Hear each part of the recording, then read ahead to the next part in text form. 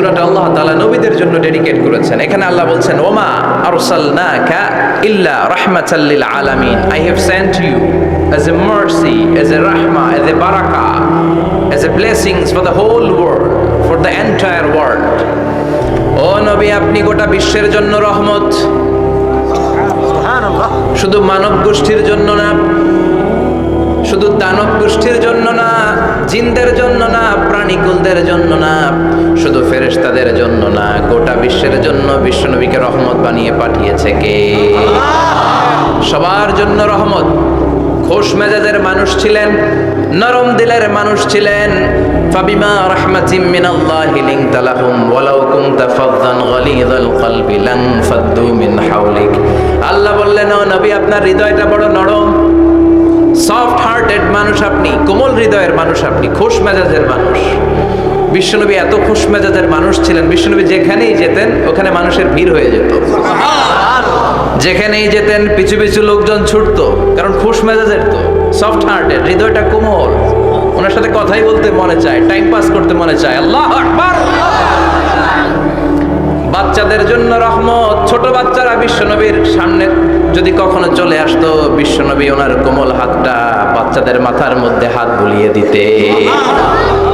এমন কোনো বাচ্চা বিশ্বনবীর সামনে দিয়ে ক্রস করতে পারতো না যে বাচ্চার মাথায় বিশ্বনবী হাত বুলাতেন না। নাতিদেরকে অনেক আদর করতেন। হাসান আর হুসাইন রাইহানাতাইন, বিশ্বনবীর সুগন্ধি। হাসান বিশ্বনবীর কোলে উঠলে সাইয়েদনা হুসাইন কোলে ওঠার জন্য কান্না করতেন, আবার হুসাইন কোলে উঠলে হাসান কান্না করতেন। আবার সাইয়েদনা হাসান বিশ্বনবীকে ঘোড়া বানিয়ে বিশ্বনবীর পিঠের উপরে বসে বিশ্বনবীর চুল ধরে টেনে টেনে খেলা করতে। বিশ্বনবী ঘোড়া, আর ঘোড়ার বাদশা হচ্ছে হাসান। সুবহানাল্লাহ পড়বেন না? কি খুনসুটি, কি সম্পর্ক! স্ত্রীদের সাথে ভালো আচরণ, কম্প্যানিয়ন্স যারা আছে সাথীদের সাথে ভালো আচরণ, সবার সাথে ভালো আচরণ, সবার জন্য রহমত। এজন্য আল্লাহ বললেন, ওয়ামা আরসালনাকা ইল্লা রাহমাতাল লিল আলামিন, I have sent you as a mercy for the entire universe. ও নবী, আপনি সবার জন্য রহমত, আপনি সবার জন্য কল্যাণ। আপনার মধ্যে রহমতের বারিধারা এত বেশি, আপনি হ্যাঁ বললে শরীয়তের হুকুম হালাল হয়ে যায়, আপনি না বললে শরীয়তের হুকুম হারাম হয়ে যায়। আবার আপনি আঙ্গুল তুললে চাঁদ দুই ভাগ হয়ে যায়, জমিন থেকে পা তুললে আপনি আকাশে মেরাজে চলে যান। কি স্ট্যাটাস! কুড ইউ ইমাজিন কি স্ট্যাটাস আল্লাহ ওনাকে দিয়েছে! উনি হ্যাঁ বললে এটা হালাল, কারণ কোনটা হালাল কোনটা হারাম এটা ওনার কাছ থেকে জেনেছে। উনি যদি বলে ইয়েস, করতে পারবেন আপনারা, হালাল, কোটি কোটি মানুষের জন্য পারমিসিবল, লিগ্যাল। উনি যদি বলেন নো, আমাদের সবার জন্য এটা হারাম, কোটি কোটি মানুষ আর করতে পারবো না। আবার উনি আঙ্গুল তুলেছেন, যা দুই ভাগ হয়েছে, পা তুলেছেন, মেরাজে চলে গিয়েছে। আল্লাহু আকবার। তার মানে এমন নবী যে নবীর হা এবং না এগুলো শরীয়তের দলিল, ঠিক কিনা? এ নবী এমন নবী, এ নবীরে বাদ দিলে কোরআন বোঝা যায় না, এ নবীরে বাদ দিলে হাদিস বোঝা যায় না, এ নবীরে বাদ দিলে নামাজ বোঝা যায় না, ঠিক কিনা? কারণ কেমন করে নামাজ পড়তে হবে এই নবী আমাদেরকে হাতে কলমে শিখিয়েছে। সল্লু কামা রাআইতুমুনি উসাল্লি, আমি যেমনি সালাত পড়ি তেমনি পড়ো। বিশ্বনবী যেমন শিখিয়েছেন তার বাইরে অন্য কোন নিয়মে সালাত পড়লে হবে নাকি? কথা বলেন। ফজরের সালাত 2 রাকাত, আপনি যদি পড়েন 3 রাকাত, কবুল হবে নাকি? 4 রাকাত পড়লে, 6 রাকাত, 12 রাকাত, এরকম পড়লে মায়ের আসানা নাই, কবুল হবে না। অনেক বেশি পড়েছেন, সময়ও দিয়েছেন বেশি, কবুল হবে না। কেননা বিশ্বনবী যেভাবে শিখিয়েছে ওইভাবে পড়েন নাই তো, ঠিক কিনা? আবার বিশ্বনবী যেমন রোজা রেখেছেন তেমন রাখতে হবে। কেমন করে রোজা রাখতে হয় বিশ্বনবী শেখালেন। ফজর থেকে শুরু করে সন্ধ্যা পর্যন্ত রোজা রাখবেন।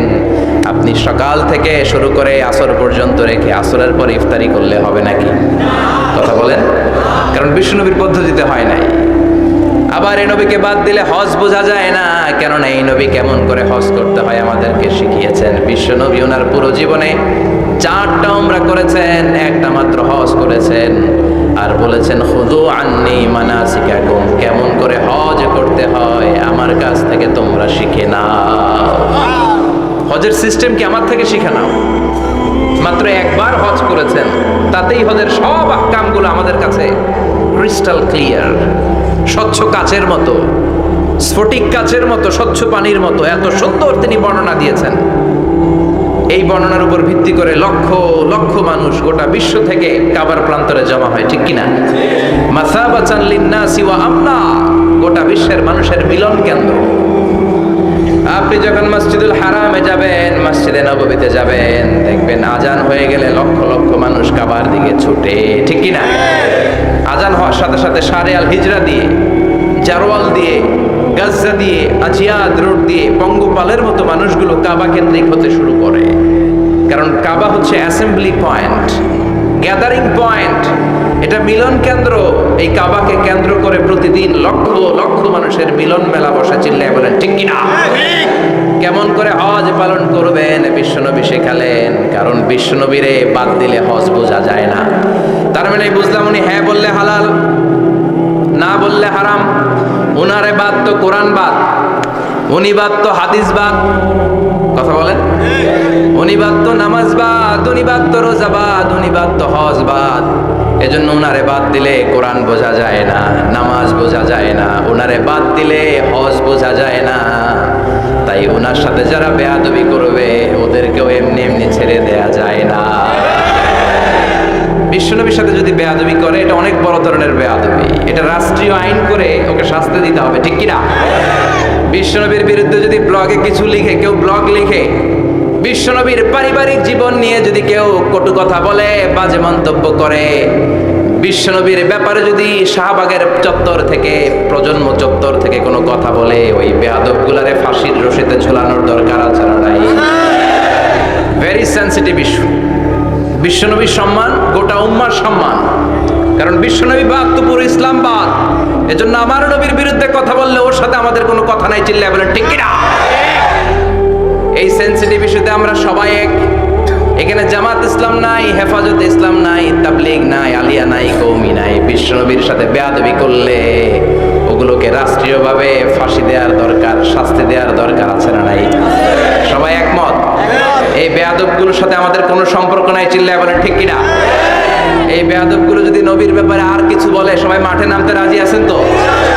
এদের বিরুদ্ধে মুষ্টিবদ্ধ হাত নিয়ে ময়দানে থাকতে রাজি আছো তো মুসলমান? যারা কারা রাজি হাত তুলে আল্লাহর দেখা।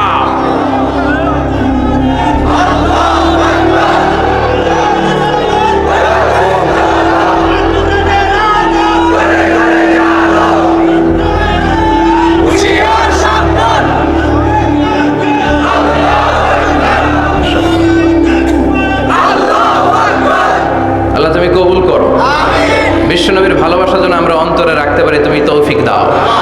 বিশ্বনবীর অনুসরণ এবং ভালোবাসা ছাড়া আল্লাহকে পাওয়া যাবে? আল্লাহকে যে পাইতে চাই হাজরাতের অনুসরণে, আরশ কুরসি লৌহ কালাম না চাইতে পেয়েছে সে।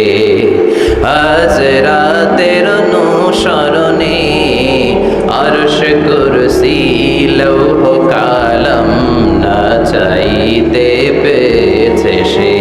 সুবহানাল্লাহ পড়েন। এজন্য আল্লাহ বললেন, নবী আপনাকে আমি গোটা বিশ্বের মানুষের জন্য রহমত করে পাঠালাম, আবার আপনার চরিত্রটা গোটা বিশ্বের মানুষের জন্য আমি মডেল করে দিলাম। আল্লাহু আকবার।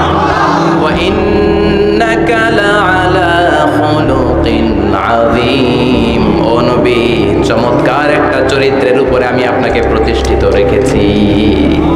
And verily you are on a very good standard of character.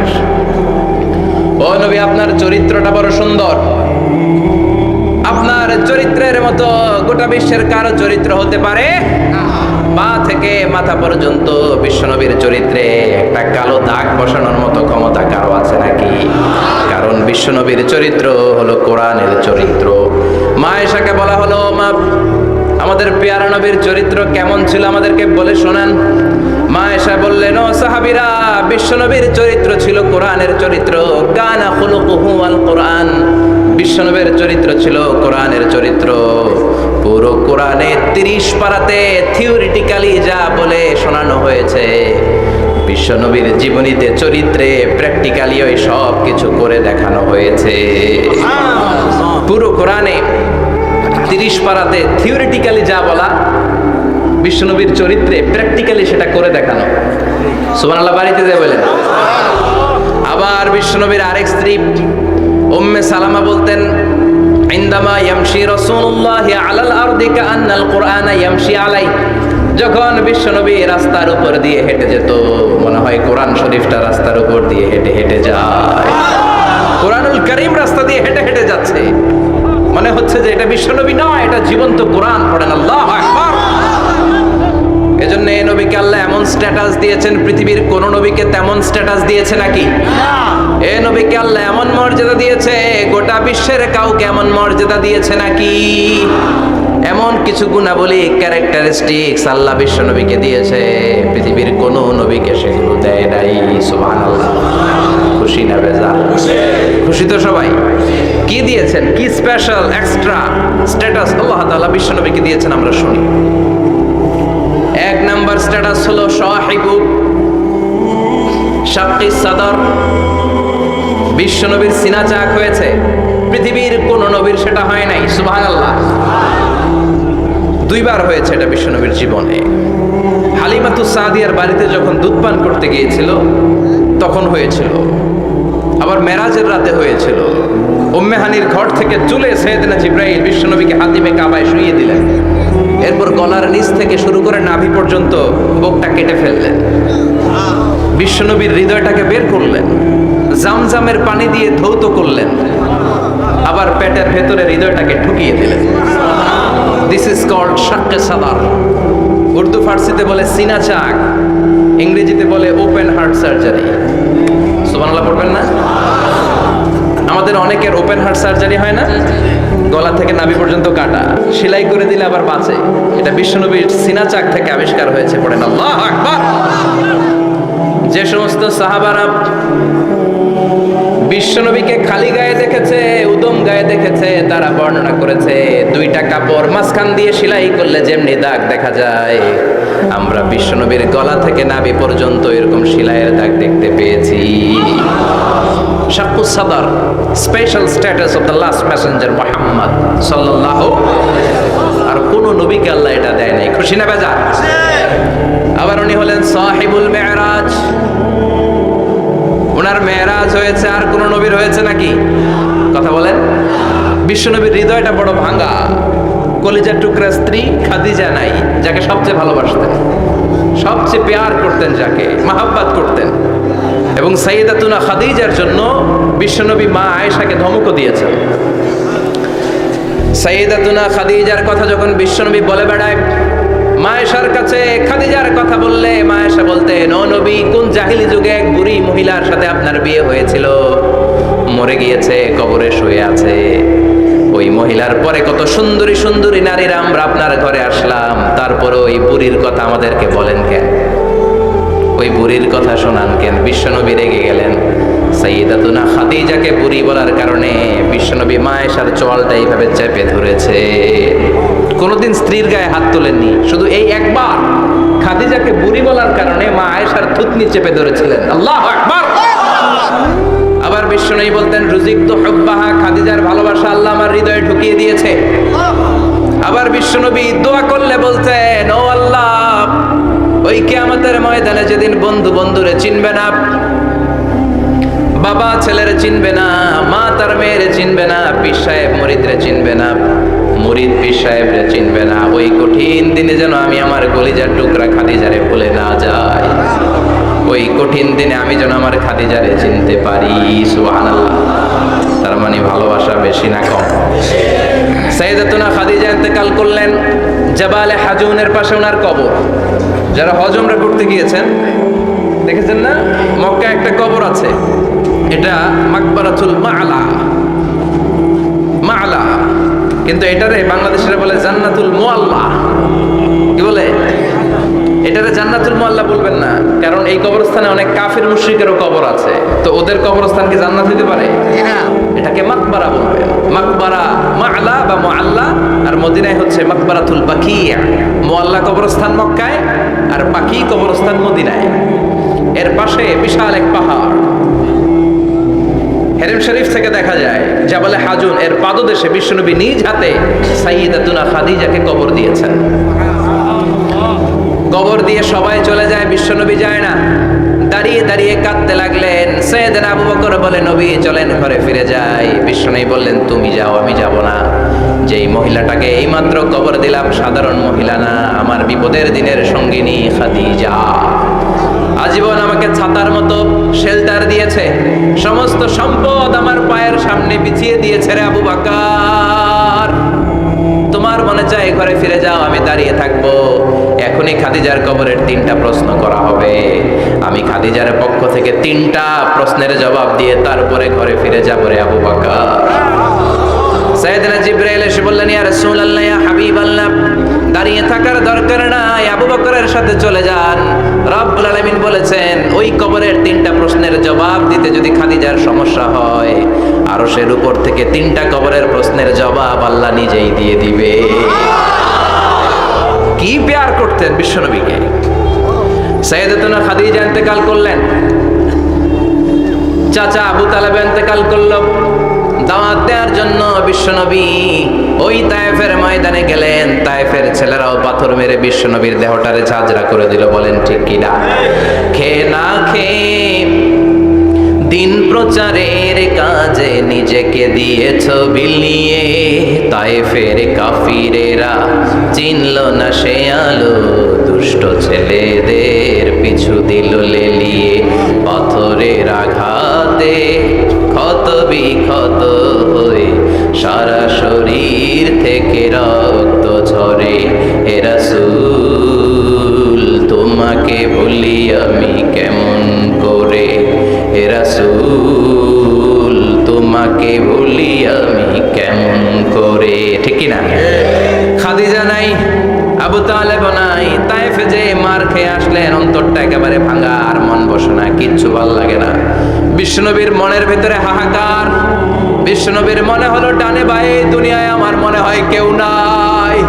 বিশ্বনবী দুনিয়ায় বসে কষ্ট পায়, আরশের উপর থেকে এগুলো দেখে কে? আল্লাহ। আল্লাহ প্ল্যান করছেন কেমন করে আমার বন্ধুর মনটারে ভালো করা যায়। বিশ্বনবীকে স্পেশাল সারপ্রাইজ দেওয়ার জন্য আল্লাহ প্ল্যান করলেন। জিব্রাইল ডেকে বললেন, ও জিব্রাইল, আমার পেয়ারা নবীকে স্পেশাল সারপ্রাইজ দিব, কিন্তু এই সারপ্রাইজের গিফটটা তোমার হাত দিয়ে আমি দিতে চাই না, তুমি দিয়ে আসলে হবে না। আমার পেয়ারা নবীকে দুনিয়া থেকে টান দিয়ে আমার আরশের উপরে নিয়ে আসো। সাহিবুল মি'রাজ, যেই নবীর মেরাজ হয়েছে আর কোন নবীর হয় নাই। এই মেরাজ করতে যে কত কাণ্ড, কত প্ল্যান প্রোগ্রাম। আল্লাহ টাইমের স্পিডকে আল্লাহ থামিয়ে দিলেন। মক্কা থেকে উঠিয়ে বিশ্বনবীকে এক মরুভূমিতে রাখা হলো রাতে। বললেন দোয়া করেন। দোয়া করে বিশ্বনবী বললেন, ভাই জিবরাইল, এটা কোন জায়গা, কোথায় দোয়া করব?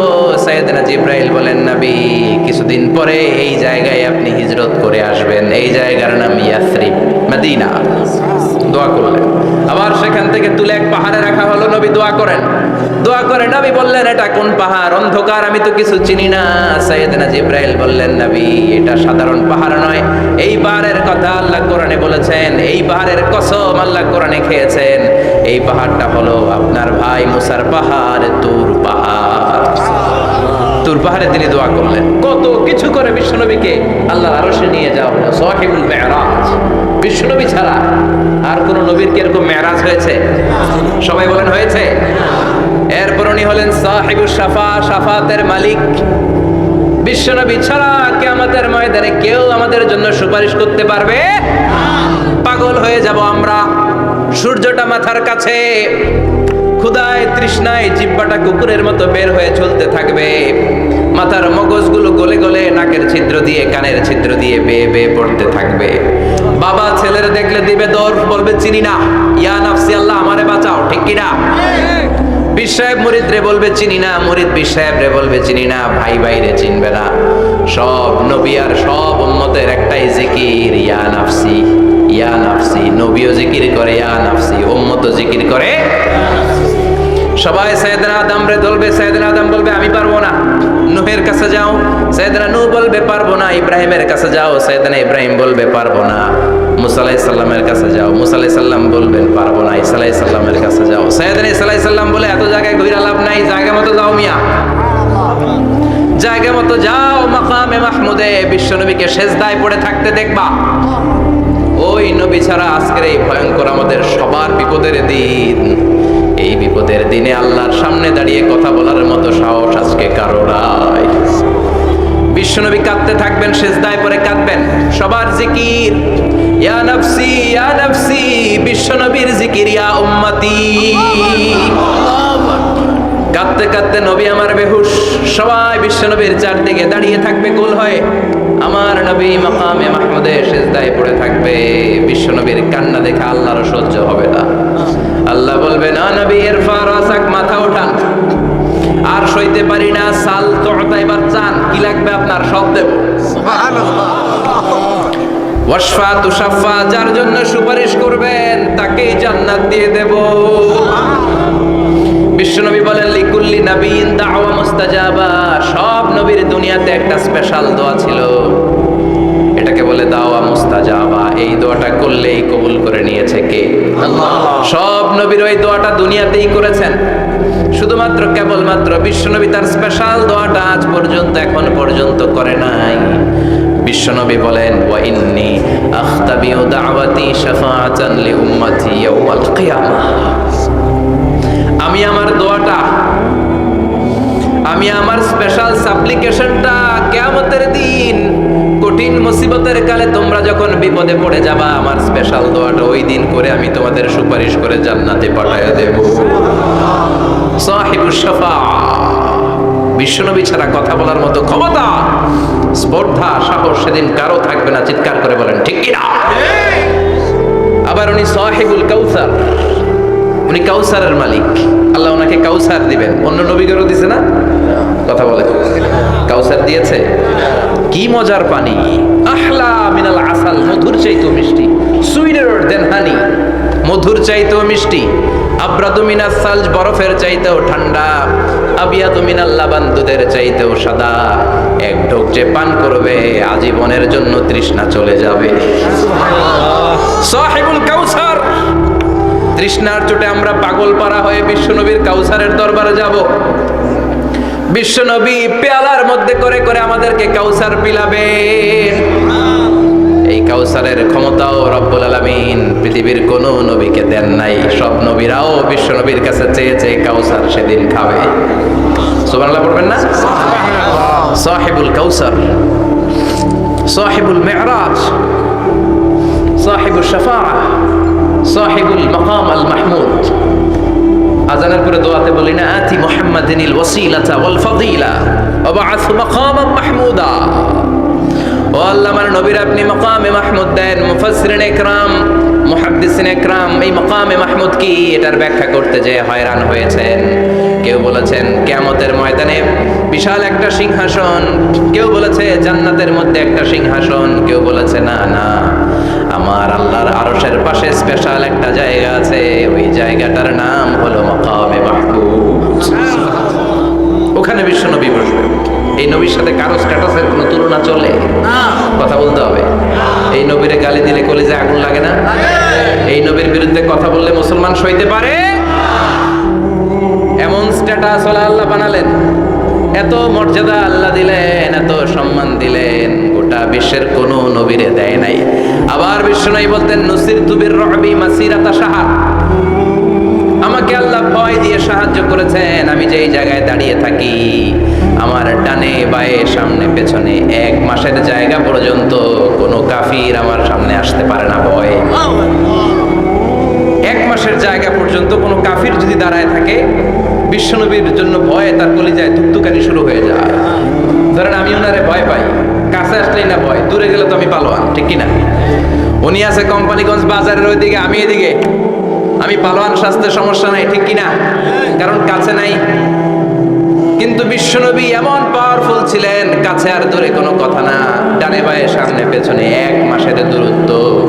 এই লোকেশনের মধ্যে যদি কোনো কাফির মুশরিকের আন্ডা বাচ্চা থেকে থাকে, বিশ্বনবীর ব্যাপারে ভয় তাদের অন্তরের মধ্যে ঢুকিয়ে দেয় কে? এজন্য বিশ্বনবীর সাথে কারো মর্যাদার কোনো তুলনা চলে না। বিশ্বনবী আমাদের মডেল। আমাদের মডেল কে? কথা বলেন, সবাই বলেন। আপনাদের মনোযোগ আছে না গেছে? জিমায় পড়তেছেন মনে হয়। এটা কিন্তু ক্লাস। আমি সবসময় বলি আমার আলোচনা ক্লাসের মতো মনে করবেন, because I consider all the sitting person in front of me, beside me as a student. আমি যখন কথা বলি সবাইকে আমি স্টুডেন্ট ভাবি, আমাকে শিক্ষক ভাবি। আমার আগে যিনি কথা বলেছেন তখন উনি ছিলেন আমাদের শিক্ষক, আমার পরে কেউ বললে উনি শিক্ষক, আমরা ছাত্র। ঠিক কি না? কোরআনের ছাত্র হয়ে বাঁচলেও লাভ, মরলেও লাভ। ঠিক কি না? হাতি মরলেও লাখ টাকা। ঠিক কি না? কোরআনের স্টুডেন্ট বাঁচলেও লাভ, কোরআনের ছাত্র হয়ে মরলেও। এজন্য শেষ পর্যন্ত মনোযোগের সাথে কথাগুলো শুনতে হবে জীবন পরিবর্তন করার জন্য। রাজি আছেন তো? ঘুমে ধরে নাই তো? কষ্ট হলে আমাকে জানাবেন। কষ্ট হচ্ছে না তো? তাকবীর পড়েন, লিল্লাহে তাকবীর, লিল্লাহে তাকবীর। বিশ্বনবী আমাদের মডেল। ঠিক কি না? সবাই একমত? দ্বিমত নাই কেউ? অন্য কেউ আমাদের মডেল নাই? শাহরুখ খান, আমির খান, সালমান খান, হিরো আলম। ব্যাপার কি?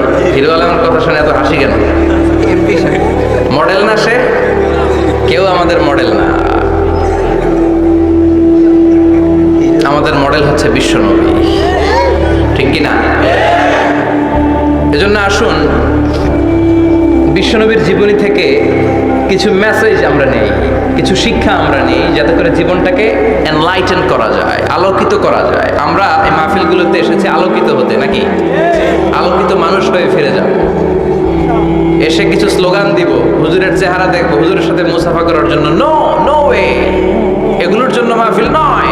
Consider this program as a class, as a seminar. স্পিকাররা আসবে, কোরআন সুন্নাহর আলোকে কথা বলবে, এগুলো আমরা শুনবো, নোট ডাউন করব, মানার চেষ্টা করব। ঠিক কিনা? মানতে রাজি আছেন তো? সবাই রাজি?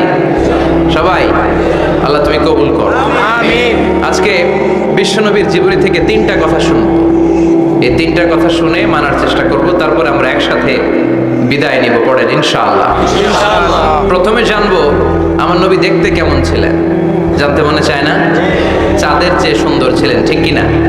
চাঁদের চেয়ে সুন্দর তুমি নবী আমার কামলিওয়ালা। চাঁদের চেয়ে সুন্দর তুমি নবী আমার কামলিওয়ালা। দু জাহানের বাদশাহ তুমি প্যারা নবী সাল্লে আলা। দু জাহানের বাদশাহ তুমি প্যারা নবী সাল্লে আলা। চাঁদের চেয়ে সুন্দর তুমি নবী আমার কামলিওয়ালা। ঠিক কিনা? আমরা হাদিসের আলোকে দেখার চেষ্টা করব আসলে তিনি কতটা সুন্দর ছিলেন। তাহলে প্রথমে শুনবো উনি দেখতে কেমন ছিলেন, তারপর শুনবো ওনার আচরণ কেমন ছিল। দেখতে কেমন ছিলেন মানে বাহিরটা কেমন, আর আচরণ মানে ভিতরটা কেমন। ঠিক কিনা? 3 নম্বরে আমরা শুনবো ওনার মেধা, বুদ্ধি, ইন্টেলেকচুয়াল ক্যাপাসিটি কেমন ছিল। কষ্ট হয়ে যাচ্ছে না তো? আলোচনা কঠিন মনে হচ্ছে? তাহলে প্রথমে শুনবো ফিজিক্যাল ক্যারেক্টারিস্টিক্স, তারপরে শুনবো বিহেভিয়ারিয়াল ক্যারেক্টারিস্টিক্স, এন্ড ফাইনালি আমরা শুনবো ইন্টেলেকচুয়াল ক্যারেক্টারিস্টিক্স। প্রথমে শুনবো দেখতে কেমন, তারপরে শুনবো আচরণ কেমন, এরপরে শুনবো বুদ্ধি কেমন। পড়েন ইনশাআল্লাহ। ইনশাআল্লাহ। শুনতে রাজি আছেন তো? প্রথম পয়েন্টে আমরা শুনবো আমার নবী দেখতে কেমন ছিলেন। বিশ্বনবী ঈসা ইসলাম দেখতে অনেক সুঠাম একজন মানুষ ছিলেন, শক্তিশালী একজন পুরুষ ছিলেন, অসাধারণ একজন পার্সোনালিটি ছিলেন। ঠিক কিনা?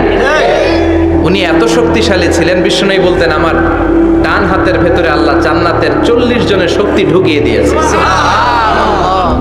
উনি মক্কার সবচেয়ে বড় কুস্তিগির রুকানাকে ধরে মাটিতে 3 বার আছাড় মেরেছেন। শক্তি বেশি না কম? সুবহানাল্লাহ পড়বেন না? বিশ্বনবীর এই বুকটা ছিল উঁচু, পেটটা ছিল চাপা, সিক্স প্যাক। কয় প্যাক? আপনাকে কয় প্যাক? আমার কয় প্যাক? বিশ্বনবীর সিক্স প্যাক। তবে শেষকালে একটু গায়ে গোশত বেড়ে গিয়েছিল, কিন্তু ইয়াং অবস্থায় সিক্স প্যাক। এই মুরাদনগরে জিমনেশিয়াম নাই? আছে। ইয়াং ছেলেরা দেখবেন তারা ডায়েট করে, they are on diet in order to keep fit. Keep fit, always fit থাকবা মিয়া। যৌবনকে ধরে রাখতে হবে, ঠিক কিনা? কারণ যুবকরা যদি ভালো পথে চলে, ভালো থাকবে বাংলাদেশ। যুবক যদি পথ হারায়, হায় হায় করবে বাংলাদেশ, ঠিক কিনা? যুবকদের মধ্যে আছে প্রাণ ঢালা শক্তি আর উচ্ছ্বাস। তাদের গায়ের রক্ত গরম, তারা চাইলে অনেক কিছু করতে পারে। এই যে কিছুদিন আগে কোটা বিরোধী আন্দোলন হলো, নিরাপদ সড়ক চাই আন্দোলন হয়েছে না? আমি অবাক হয়েছে। আমি মালয়েশিয়াতে ছিলাম। ছোট্ট ছোট্ট ছেলে মেয়েরা কেমন করে রাস্তায় চলতে হয়, দুঃখজনক হলেও সত্যি, আমাদের পুলিশ পোশাকি বাহিনী করে দেখাইতে পারে নাই। ছোট্ট ছোট্ট শিশুরা আমাদেরকে লজ্জিত করেছে, চিৎকার করে বলেন ঠিক কিনা? কিন্তু এত সুন্দর ইনিশিয়েটিভ নেয়ার পরে আমাদের পক্ষ থেকে যে আচরণ পাওয়ার কথা ছিল, এটা তারা পায় নাই। কথা বলেন। কিছুদিন আগে নোয়াখালী বিজ্ঞান ও প্রযুক্তি বিশ্ববিদ্যালয়ে আমি দেখে অবাক, সেখানকার যুবকরা ইনিশিয়েটিভ নিয়েছে যে হাজার হাজার ছেলে মেয়েরা ভর্তি পরীক্ষা দিতে আসবে, এদেরকে আমরা ফ্রিতে খাওয়াবো, ফ্রিতে থাকতে দেব। নোয়াখালী করে গালি দিয়েন না, আগে আগমত করে দেখা। অসাধারণ কাজ করেছে, গোটা বিশ্ব দেখেছে, ঠিক কিনা? কুমিল্লার সন্তানরাও পারে, চট্টগ্রামের ছেলেরাও পারে, বরিশালের ছেলেরাও পারে। যুবকদেরকে শুধু এক হতে দেয়া দরকার। যুবকরা যদি এক হতে পারে, তাহলে সমাজে আর কোনো অন্যায় অনাচার থাকতে পারে না। বিশ্বনবী যখন যুবক, একটা সংগঠন করেছিলেন, নাম হালাফুল ফুদুল।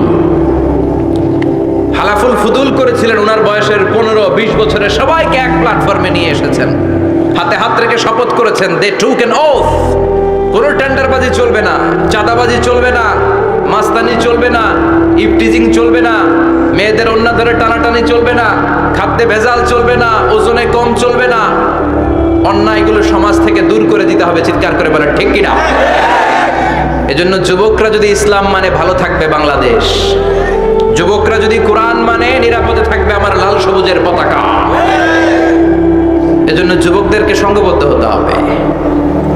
যুবকদের জন্য ইসলাম প্র্যাকটিস করার সুযোগ আমাদের জন্য বাড়াইতে হবে। এজন্য যুবক ভাইয়েরা অলওয়েজ কিপ ফিট। ফিট থাকবা, এক্সারসাইজ করবা, খেলাধুলা করবা, জিমনেশিয়ামে যাবা। কারণ আল মুমিন আল কবি খায়রুম মিনাল মুমিন আদ দাঈফ। বিশ্বনবী বলেছেন, শক্তিশালী মুমিন দুর্বল মুমিনের চাইতে আল্লাহর কাছে অনেক বেশি প্রিয়। সুবহানাল্লাহ। কারণ আমরা যারা দুর্বল, জিহাদের ময়দানে আমরা এক দৌড় দিয়া বেহুশ, ঠিক কিনা? এই যে 71 সালে পাক হানাদার বাহিনীদের সাথে যুদ্ধ করছে কি বুড়া মানুষেরা? না, আমার দামাল ছেলেরা, যুবক ভাইয়েরা। বিশ্বনবী সাল্লাল্লাহু আলাইহি ওয়াসাল্লাম অলওয়েজ ফিট থাকতেন। আমরা শুনছিলাম উনি দেখতে কেমন ছিলেন? সিক্স প্যাক ছিলেন। কি ছিলেন? Six pack. সিক্স প্যাক বুঝেন তো? এখানে 6টা প্যাক থাকে, মুরব্বীরা কয় না বুঝি না।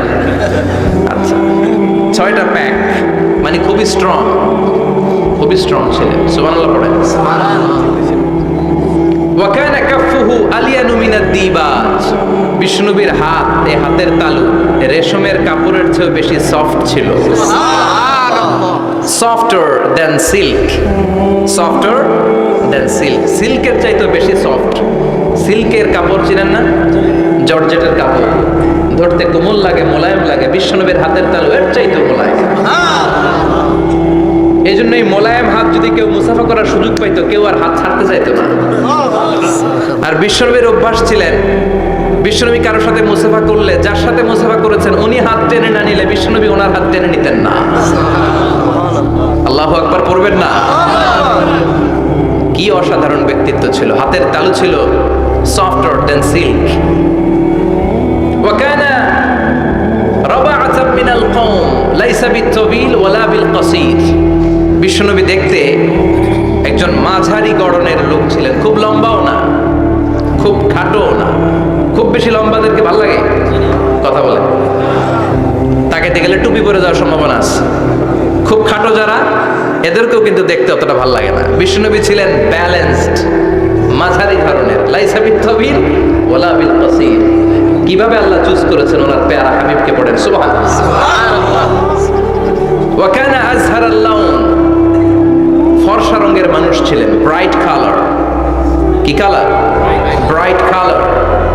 সিভি যারা লিখেন কারিকুলাম ভিটা, ওইখানে স্কিন কালার লিখতে হয়। আপনি কি ফর্সা না কালো? কালো হলে ব্ল্যাক কালার, ফর্সা হলে ব্রাইট কালার। বিশ্বনবী ছিল ব্রাইট কালার, ফর্সা রঙের মানুষ। কতটা সুন্দর ছিলেন! অনেকে বলে সাইয়েদানা ইউসুফ আলাইহিস সালাম বেশি সুন্দর। না না, বিশ্বনবী সাইয়েদানা ইউসুফ আলাইহিস সালামের চেয়ে অনেক গুণ বেশি সুন্দর ছিলেন। বিশ্বনবী বলতেন আনা মালিহুন ওয়া আখি ইউসুফ সাবিহুন, আমি বিশ্বনবী মালিহ। আলেম যারা আছেন উত্তর দেন আরবিতে। মিলহুন মানে কি? লবণ। তার মানে মালিহ মানে লাবণ্যময়।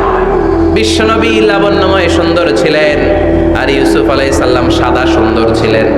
এদিকে লাবণ্যময়, এদিকে সাদা, কোনটা ভালো লাগবে? কথা কোন? তার মানে বিশ্বনবীর গায়ের স্কিন ছিল ব্রাইট কালার, ফর্সা রঙের মানুষ ছিলেন, মাঝারি সাইজের মানুষ ছিলেন, সিক্স প্যাকের মানুষ ছিলেন। ওয়াকুবিদা ওয়ালাইসা ফি রাসিহি ওয়া লিহিয়াতিহি 20 শাআরা বাইদা। ইন্তেকালের আগে দাড়ি আর চুল মিলে 20টা দাড়ি চুলের বেশি পাকে নাই। সুবহানাল্লাহ পড়বেন না? দাড়ি আর চুল মিলে মোট পাক ছিল কয়টা? অনেকে বলে হুজুর স্বপ্নের ব্যাখ্যা দেন। কি স্বপ্ন দেখেছেন? তিনি বললেন আমি স্বপ্নে দেখেছি একজন লোক আল্লাহ রাসূলের কবর থেকে উঠে এসেছে। তাই নাকি? উনি জানতে চাচ্ছে যে এটা আল্লাহ রাসূল কিনা। আমি বললাম চেহারা কেমন দেখেছেন? বলে হুজুর আমি দেখলাম ধবধবে সাদা দাড়ি, ধবধবে সাদা চুল। তার মানে উনি কি আল্লাহ রাসূলকে দেখেছে? না, আল্লাহ রাসূলের ধবধবে সাদা চুল ছিল না, ধবধবে সাদা দাড়ি ছিল না। ইন্তেকালের আগে দাড়ি আর চুল মিলে পাকছিল কয়টা? কোম্পানিগঞ্জের ভাইয়েরা মনে থাকবে? দাড়ি আর চুল মিলে পেকেছিল কয়টা? কেমন করে পাকবে? উনি তো জাইতুনের তেল মালিশ করতেন। সুবহানাল্লাহ। এজন্য আল্লাহ কসম করে বললেন ওয়াত-তিনি ওয়াজ-জাইতুনি ওয়া তুরি সিনিন ওয়া হাদাল বালাদিল আমিন। তিন ফলের কসম, জাইতুনের কসম। এই তিন জাইতুন যারা খাবে তাদের দাড়ি চুল সহজে পাকবে না। জাইতুন চিনেন? Olive oil. জলপাই আছে না? আরব দেশের জলপাইকে বলে জাইতুন। তামবুতু বিদ্দিহিনি ওয়া সিবগিল লিল আকিলিন। এটার অনেক কাজ। এটা খাওয়া যায়, মালিশ করা যায়, আবার এই জাইতুনের ডাল ভেঙে মেসওয়াকও করা যায়। বলেন ঠিক কিনা? বিশ্বনবী বলতেন নি'মা সিওয়াকিয়া জাইতুন। জাইতুনের ডালের মেসওয়াক কতই না চমৎকার মেসওয়াক। ফাইন্নাহা সিওয়াকি ওয়া সিওয়াকুল আমবিয়া মিন ক্বাবলি।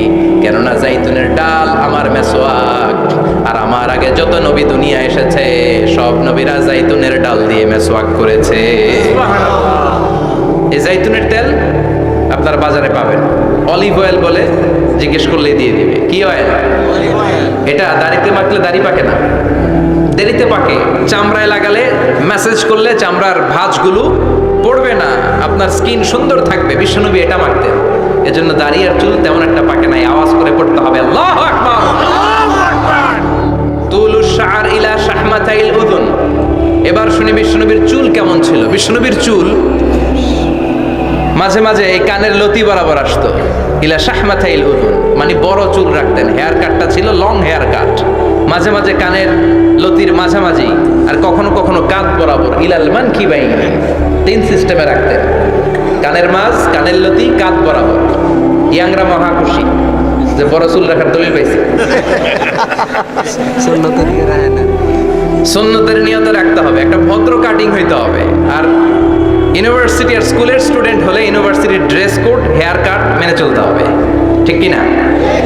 আর সুন্নাতের নিয়ত যদি রাখতে চাও একটা ভদ্রতা থাকতে হবে, একটা সৌন্দর্য থাকতে হবে। ইদানিং অনেক ছেলেরা খুব অদ্ভুত কাটিং দেয়। এই হেয়ার কাটগুলো নিষিদ্ধ। একটা হেয়ার কাট আছে কাজাহ, নাহা রাসূলুল্লাহি আনিল কাজাহ। বিশ্বনবী কাজাহ কাটিং দিতে নিষেধ করেছেন। কাজাহ মানে চুলের কিছু অংশ ট্রিম করে চামড়ার সাথে লাগানো, কিছু অংশ বড় বড়, এরকম আছে না নাই? এটারে আমি বলি ঘোড়া কাটিং। কি কাটিং? ঘোড়া কাটিং। ঘোড়ার মাথায় এরকম লম্বা চুল আছে না নাই? কেউ যদি এখানে থেকে থাকো মাইন্ড করো না, নেক্সট ডে আর এই হেয়ার কাট নিবা না, ঠিক কি না? রাজি আছি তো? আমার যুবকরা পছন্দ করে বেশি, আমিও পছন্দ করি ওদেরকে খুব বেশি। ওরা আমার কথা বুঝে বেশি, আমিও ওদের হৃদয়ের কথা বুঝি বেশি। এজন্য এগুলো ভালোবেসে বলি। যদি কেউ নিয়ে থাকো এই নিষিদ্ধ হেয়ার কাট, সামনে আর নিবা না। ইনশাআল্লাহ পড়ো। আর জোরে ইনশাআল্লাহ। কানা ইউফাররিকু বাইনা শা'রি, চুলের মাঝখানে বিষ্ণুনবী সিঁথি করতেন। আপনারা কাজী নজরুল ইসলামের ছবি দেখেছেন? দেখবেন যে উনি মাঝখানে সিঁথি করতেন। বিষ্ণুনবী এভাবে মাঝখানে সিঁথি করে সিঁথির মাঝখানে আতর ঢেলে দিতেন। কেন ঢেলে দিতেন? যেখানেই সেজদা দিতেন ওই জায়গায় আতরের ঘ্রাণে আমোদ হয়ে যেত। আরিদুস সদর, বুকটা ছিল প্রশস্ত। ওয়া কানা বাইনা কাতিফাইহি খাতামুন নবুওয়া, আর পিঠের মধ্যে কাজিররিল হাজালা, কবুতরের ডিমের মতো একটা মাহরুন নবুওয়া ছিল। উনি যে শেষ নবী, উনি যে প্রফেট, দ্য লাস্ট মেসেঞ্জার, এটা প্রমাণ আল্লাহ সিল মেরা দিছে বাম দিকের কাঁধে, ডান দিকে না। কোন দিকে? সাহাবারা যারা এটা দেখেছেন তারা বলেছেন যে আমরা দেখেছি এর মধ্যে কিছু চুলও ছিল, একটু লালচে ছিল, একটু উঁচু ছিল। একদিন বিশ্বনবী বললেন, বান্দার কোনো হক আল্লাহ কোনোদিন ছেড়ে দেয় না। আল্লাহর হক আল্লাহ মাফ করে, বান্দার হকের মাফ নাই। যদিও আমি নবী, আমার উপর যদি কোনো হক থাকে বলো, আমি দিয়ে দেব। কোন সাহাবী দাঁড়ায় না। এক সাহাবী দাঁড়িয়ে বললেন, নবী, যুদ্ধের ময়দানে চাবুক চালানোর সময়, লাঠি চালানোর সময় এক কাফেরকে মারতে যে আপনার লাঠির বাড়ি আমার পিঠের মধ্যে পড়েছে। আপনি যেহেতু এই কেসাসটা আদায় করতে চান, আপনার পিঠে আমি লাঠির বাড়ি মেরে এটারে শোধবোধ করে দিতে চাই। সাইয়েদনা ওমরে ফারুক হাতের জামা এরকম পড়তে শুরু করছে, আয় এদিকে আয়, তোরে শোধবোধ করাই। বিশ্বনবী বললেন, ওমর রাখো, এটা বান্দার হক, মিটাতে দাও। বিশ্বনবী বললেন, আসো তুমি এসে আমার পিঠে লাঠি দিয়ে চাবুক দিয়ে বাড়ি মারো। সাহাবী বলে, ও নবী, তখন দুর্ভিক্ষের সময়ের যুদ্ধ ছিল, আমাদের গায়ে জামা ছিল না। যখন আপনি আমার চাবুকটা পিঠের মধ্যে মেরেছেন, আমার পিঠে তখন জামা ছিল না।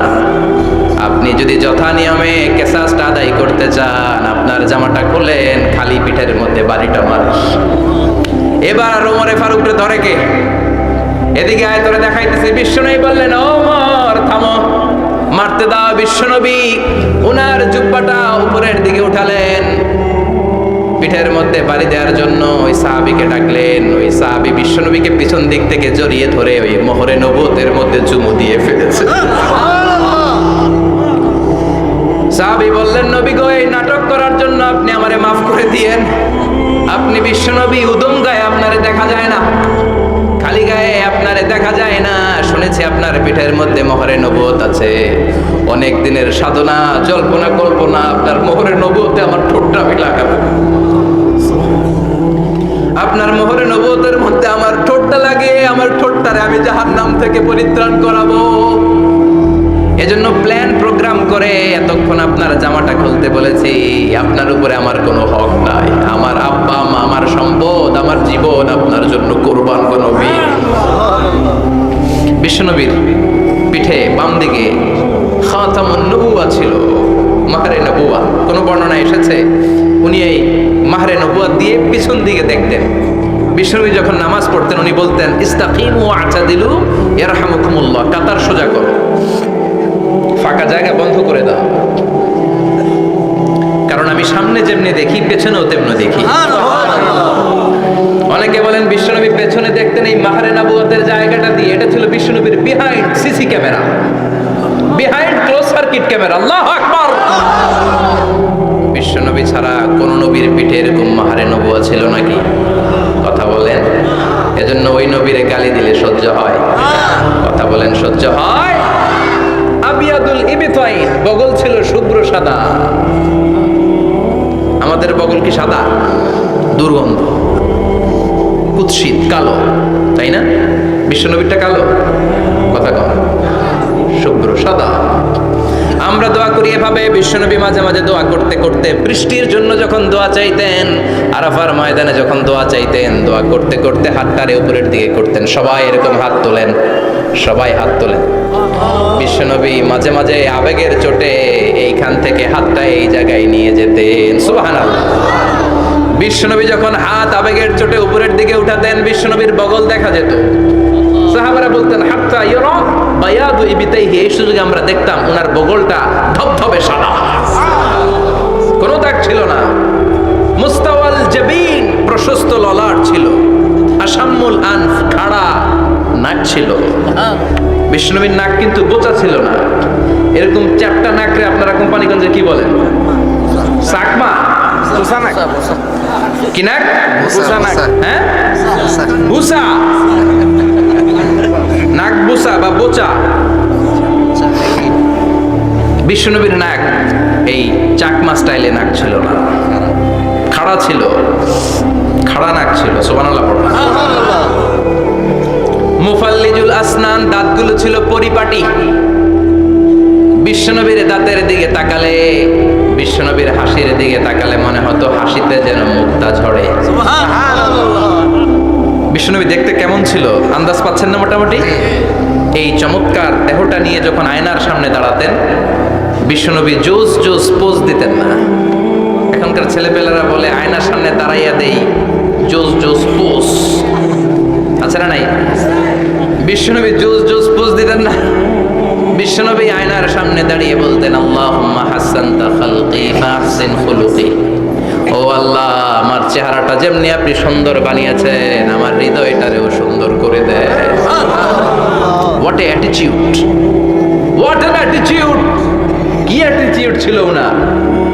আমরা আয়নার সামনে সেজে পড়ে দাঁড়াইলে চুলকে সাইজ করি, পাং করি, স্টাইল করে, ডিজাইন করি। বিশ্বনবী সুন্দর চেহারাটা নিয়ে যখন আয়নার সামনে দাঁড়াতেন বলতেন, আল্লাহ, আমার চেহারাটা যেমনি সাদা, হৃদয়টারেও সাদা করে দেন।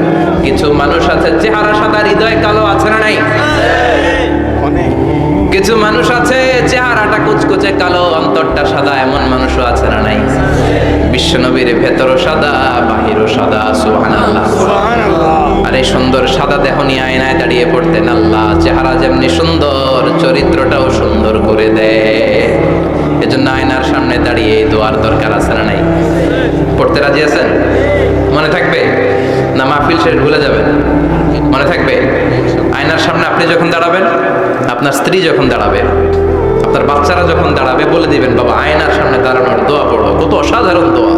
পড়েন আওয়াজ করে আমার সাথে, আল্লাহুম্মা হাসানতা খালকি ফাহসিন খুলুকি। আল্লাহুম্মা হাসানতা খালকি ফাহসিন খুলুকি। এর মানে, আল্লাহ, আমার চেহারাটা করেছো সুন্দর, আমার আচরণ, আমার চরিত্রটাও সুন্দর করে দাও। চিৎকার করে পড়েন আমিন। তাহলে বিশ্বনবীর ব্যাপারে তিনটা কথা আমরা শুনবো বলেছিলাম, প্রথমটা শুনে ফেলেছি। মানে উনি দেখতে কেমন ছিল, উনি দেখতে কেমন ছিল, এর মধ্যে আমাদের আমলের কিছু নাই, শুধু বর্ণনা করা আর শোনা আর বিশ্বনবীকে ভালোবাসা, ঠিক কিনা? কারণ উনার না খাড়া, আমার তো খাড়া নাও হইতে পারে। উনি সুন্দর, আমি তো শ্যামলা হইতে পারি, কারণ এটা আল্লাহর দেয়া পরীক্ষা, ঠিক কিনা? দ্বিতীয় পয়েন্ট থেকে আমাদের আমল শুরু। দ্বিতীয় পয়েন্ট ছিল বিশ্বনবীর আচরণগত বৈশিষ্ট্য। আমার নবীর বিহেভিয়ার কেমন ছিল, কন্ডাক্ট সিস্টেম কেমন ছিল, ম্যানার কেমন ছিল, মানুষের সাথে কমিউনিকেশনটা কেমন ছিল, ব্যবহারিক জীবনটা কেমন ছিল, এগুলো আমল করার দরকার, আছে না নাই? কষ্ট হচ্ছে? কষ্ট হচ্ছে? মনোযোগ আছে তো? মনোযোগ আছে না গেছে? আমরা এবার শুনবো বিশ্বনবীর আচরণ কেমন ছিল।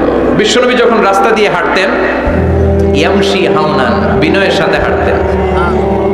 ইয়ামশি হাওনান, রহমানের বান্দারাও বিনয়ের সাথে রাস্তা দিয়ে হাঁটে, ঠিক কিনা? ওয়া ইবাদুর রাহমানিল্লাযীনা ইয়ামশুনা আলাল আরদি হাওনান ওয়া ইযা খাতাবাহুমুল জাহিলুনা ক্বালু সালামা। রহমানের বান্দারা যখন রাস্তা দিয়ে হাঁটে, বিনয়ের সাথে হাঁটে, তারা অহংকার প্রদর্শন করে না, মানুষের সাথে বিনয়ের সাথে রাস্তা দিয়ে হাঁটে। এজন্য রাস্তা দিয়ে যখন হাঁটবো, বিনয়ের সাথে হাঁটবো। রাজি আছেন তো? নাকি অহংকার প্রদর্শন করে হাঁটবেন? বিশেষ করে যুবকেরা, 3-4 জন যুবক একসাথে হলে রাস্তায় ওদের আর কারো হুঁশ জ্ঞান থাকে না, পুরো দুনিয়াটাই মনে হয় দুনিয়াটাই আমার, আছে না নাই? না, মুরব্বীকেও সম্মান করবা, মহিলাদেরকে সম্মান করবা, তোমার জায়গায় তুমি হাঁটবা, ভদ্রভাবে হাঁটবা। ভদ্রভাবে হাঁটার দরকার, আছে না নাই? উনি মুরব্বী, একদিন উনিও তোমার মতো যুবক ছিল, ঠিক কিনা? এই যে আমার কালো দাড়ি, আজীবন কালো থাকবে? কথা বলেন। উনার সাদা দাড়ি, ছোটবেলায় মনে সাদা দাড়ি নিয়ে আসছিল না? হ্যাঁ, উনিও একদিন তাগড়া যুবক ছিল। উনিও কোম্পানিগঞ্জ বাজারে দাঁড়ালে লোকজন তাকিয়ে থাকতো, ঠিক কিনা? তার মানে রং ধরা যৌবন জং ধরে শেষ। যৌবন সব সময় থাকে না, সার্টেন একটা পিরিয়ডের জন্য আল্লাহ দিয়েছে। এজন্য যুবক ভাইরা, তোমাদের রক্ত গরম, তোমাদেরকে বিনয়ী হতে হবে বেশি, ঠিক কিনা? রাজি আছো তো সবাই? বিশ্বনবী বিনয়ের সাথে হাঁটতেন। ওয়াকানা ইয়াতাবাসসাম, সবসময় মুচকি হাসতেন। কি করতেন? মুচকি হাসেন তো আপনারা? হাসেন না? মুচকি হাসবেন, কারণ মুচকি হাসতে পয়সা লাগে না। লাগে? মুচকি হাসি দেন তো একটা। এই যে সবার এখন মুচকি হাসি, পয়সা লাগছে? কথা কম। তাবাসসুমুকা ফি ওয়াজহি আখিকা সাদাকা, you smile to your brother, it's a charity. তুমি তোমার ভাইয়ের দিকে তাকিয়ে যে মুচকি হাসবে, এতেও সদকা দেওয়ার সওয়াব হয়ে যাবে। সুবহানাল্লাহ। বিশ্বনবী সব সময় মুচকি হাসতেন। হাসি তিন ধরনের, তাবাসসুম, দিহক, কাহকাহা। কাহকাহা মানে অট্ট হাসি, আলিফ লাইলার দত্তরা যেমন হাসি দেয় ওই হাসি। এটা নামাজের মধ্যে কেউ দিলে নামাজও শেষ, ওযুও শেষ। আর দেহেক, হালকা আওয়াজে হাসি, সামান্য দাঁত দেখা যায় মাঝে মাঝে বিশ্বনবী মজা করে এরকম হাসি দিতেন, কিন্তু সব সময় বিশ্বনবীর ঠোঁটের মধ্যে মুচকি হাসি লেগেই থাকতো। তাহলে আমরা বিনয়ের সাথে হাঁটবো, নাম্বার 1। নাম্বার 2, সবসময় মুচকি হাসবো। রাজি আছেন? ঘরে যেই স্ত্রীকে একটা মুচকি হাসি দিবেন, আজকে রাতেই দিবেন, যেই একটা মুচকি হাসি। রাজি আছেন? হ্যাঁ, ভালোবাসা বাড়াই দিবে কে? কথা কয় না। ভালোবাসার কথা আসলে আওয়াজ কমে যায়। ভালোবাসার কথাও কোরআনে আছে না নাই? আল্লাহু আকবার। আল্লাহ দাম্পত্য জীবনের ভালোবাসা তুমি বাড়িয়ে দাও, আমিন। ইযা ইলতাফাতা ইলতাফাতা জামিআন। এই দুই একজন ওঠা বসা করতেছে কেন? ওঠা বসা করা যাবে না, বসেন। আর অল্প কয়েক মিনিট কথা বলবো। এখানে তো অনেক বিশৃঙ্খলা, আমি তো বলতেছি না কিছু, অনেক বিশৃঙ্খল হয়ে গেছে মাহফিলটা। ওঠা বসা করা যাবে না, বসেন। 2-4 মিনিট কথা বলে আমরা একসাথে বিদায় নিব, কারণ এই মাহফিলগুলোর একটা সৌন্দর্য আছে। আপনি ওঠা বসা করলে সৌন্দর্যটা নষ্ট হয়। আপনি কি মনে করছেন শুধু এই মিডিয়া কর্মীরাই ভিডিও করে, ফেরেশতাদের ভিডিও নাই? ওয়া কুল্লা শাইইন আহসাইনাহু ফি ইমামিন মুবিন। ফেরেশতাদের ভিডিও ক্যামেরার নাম ইমামুম মুবিন। সুবহানাল্লাহ পড়েন। এই ইমামুম মুবিন নামক ক্যামকর্ডার, এটা দিয়ে তারা রেকর্ড করে নিয়ে যায়। এজন্য ওঠা বসা করলে এটা সুন্দর লাগবে। কথা বলেন। আর উঠবেন কেউ? আর কয়েক মিনিট কথা বলবো, আমরা কেউ উঠবো না ইনশাআল্লাহ। পড়েন ইযা ইলতাফাতা ইলতাফাতা জামিআন। বিশ্বনবীর যদি ডানে বায়ে কোথাও তাকানোর দরকার হতো, উনি আর চোখে তাকাতেন না। অনেকে এইভাবে বসে আছে, ডানে এমনি তাকায়, এমনি আছে না নাই? এইভাবে এমনি তাকায়, আছে না নাই? এভাবে তাকানো যাবে না। বিশ্বনবী ডানে তাকানোর দরকার হলে ইলতাফাতা জামিআন, অ্যাবাউট টার্ন, ঘুরে যেতেন, ঘুরে এইভাবে তাকাতেন। আবার বায়ে তাকানোর দরকার হলে বুকটা নিয়ে, শরীরটা নিয়ে ঘুরে যেতেন, এইভাবে তাকাতেন। সুবহানাল্লাহ পড়বেন না? আর চোখে তাকানো কি ভালো স্বভাব? বিশ্বনবী ইযা ইলতাফাতা ইলতাফাতা জামিআন, যেদিকে তাকাবেন ওদিকে ফুল্লি মনোনিবেশ করতেন, তারপরে তাকাতেন। সুবহানাল্লাহ পড়েন। ওয়া কানা মুস্তাহিয়ান, লাজুক ছিলেন, বেশ লাজুক। এখন সমাজে লাজুকতা নাই, লাজ শরম আমরা হারাতে বসেছি, ঠিক কি না? বিশ্বনবী আসাদ্দ হায়াআন মিনাল আযরা ফি খিদরিহা, যেই মেয়েদের বিয়ে হয় নাই, এমন ভার্জিন নারী, কুমারী নারী যারা পর্দার ভেতরে অনেক লাজুক হয়ে বসে থাকে, বিশ্বনবী পর্দার আড়ালে ওই কুমারী নারীদের চাইতেও বেশি লাজুক ছিলেন। এত লাজুক ছিলেন, এত লাজুক ছিলেন, লজ্জা পেলে চেহারাটা বিশ্বনবী লাল হয়ে যেত। ছোট্টবেলায় হালিমাতুস সাদিয়ার বাড়িতে যখন দুধ খেতে গিয়েছিলেন, বিশ্বনবীর দুধ মা হালিমাতুস সাদিয়া বলে, এই কুরাইশি মুহাম্মদ ছেলেটাকে কখনো কাঁদতে দেখি নাই। ক্ষুধা লাগলেও কাঁদে না, ব্যথা পেলেও কাঁদে না, শুধু লজ্জাস্থানের জায়গা থেকে কাপড়টা একটু সরে গেলে ছোট্ট মুহাম্মদ চিৎকার দিয়ে ওঠে। কি বোঝে সে? ক্ষুধা লাগলেও কাঁদতো না, ব্যথা পেলেও কাঁদতো না, লজ্জাস্থানের জায়গা থেকে কাপড় সরে গেলে বিশ্বনবী চিৎকার দিয়ে উঠতেন। সুবহানাল্লাহ। এজন্য লজ্জা শরমের দরকার আছে না নাই? ইযা লাম তাস্তাহি ফাসনা মা শি'তা, যদি লজ্জা শরম না থাকে যা মন চাই তাই করতে পারো। এটা আমাদের বাংলাদেশে ব্যাপক, লাজ শরম কিচ্ছু নাই, যে যেটার যোগ্য না সে সেইটা করতে যায়, ঠিক কি না? এই যে হিরো আলমের মনোনয়ন নিয়ে টানাটানি, কোনো লজ্জা শরম আছে? আমার যোগ্যতা থাকতে হবে না? আমাকে রাজনীতি জানতে হবে না? আমাকে যদি আজকে বলে মিজানুর রহমান আজহারী আপনি অনেক কোয়ালিফাইড লোক, আপনি কালকেই দেশের প্রধানমন্ত্রী, আমি ওই জায়গায় বেহুশ, কারণ আমার নাই কোনো রাজনৈতিক জ্ঞান, নাই কোনো ডিপ্লোম্যাটিক জ্ঞান, নাই কোনো কূটনৈতিক জ্ঞান, এই কাজ আমার নয়। এজন্য লাজুকতার বড় দরকার। যেখানে যার বসা দরকার সে সেখানে যাবে। কিয়ামতের আগে যেই লোক যেই চেয়ারে বসার দরকার ওই লোক ওই চেয়ারে বসবে না। এটা হলো কিয়ামতের আলামত। জোরে কোন ঠিক কিনা? সভাপতি হওয়ার যোগ্যতা নাই, সভাপতি হয়, আছে না নাই? সেক্রেটারি হওয়ার যোগ্যতা নাই, সেক্রেটারি হয়, এরকম সমাজে আছে না নাই? নেতা হওয়ার যোগ্যতা নাই, নেতা হয়, আছে না নাই? সবগুলো কিয়ামতের আলামত। আমার বিশ্বনবী এমন লাজুক ছিলেন, বিশ্বনবীর মতো এমন লাজুক নবী আর কেউ ছিল নাকি? কথা বলেন। ওয়াকানা আসহাবুল মাইমানা, বিশ্বনবী ডানপন্থী ছিলেন। কি পন্থী? কি পন্থী? মুষ্টিবদ্ধ ডান হাতটাকে এরকম উপরের দিকে করেন আর চিৎকার করে বলেন, বিশ্বনবী কোন পন্থী ছিল? আমরা কোন পন্থী? জান্নাতে কারা ঢুকবে? কোন বামপন্থীর স্থান জান্নাতের ভেতরে হবে? চিৎকার করে বলেন, কোন নাস্তিক জান্নাতে ঢুকতে পারবে? এজন্য নবীদের মতো ডানপন্থী হতে হবে। জোরে কোন ঠিক কিনা? বিশ্বনবী সব ভালো কাজগুলো ডান দিক দিয়ে করতে পছন্দ করতেন। জামা পরলে ডান দিক দিয়ে, খাবার বিতরণ করলে ডান দিক দিয়ে, মুসাফা করা শুরু করলে ডান দিক দিয়ে, ডান দিক দিয়ে ভালো কাজ বিশ্বনবী পছন্দ করতেন। সুবহানাল্লাহ। আসহাবুল মাইমানা, বিশ্বনবী মেহমানদারি করতে পছন্দ করতেন। আমরা করি তো? মেহমানদারি করান? মেহমান ঘরে আসলে ভালো লাগে? খারাপ লাগে কার কার? দেখি সবার ভালো লাগে, কিন্তু আমরা অনেকে খুশি হই না। মেহমান আসলে নাখুশ হই, নিজে খাইতে পাই না। মেহমান আইছে কে?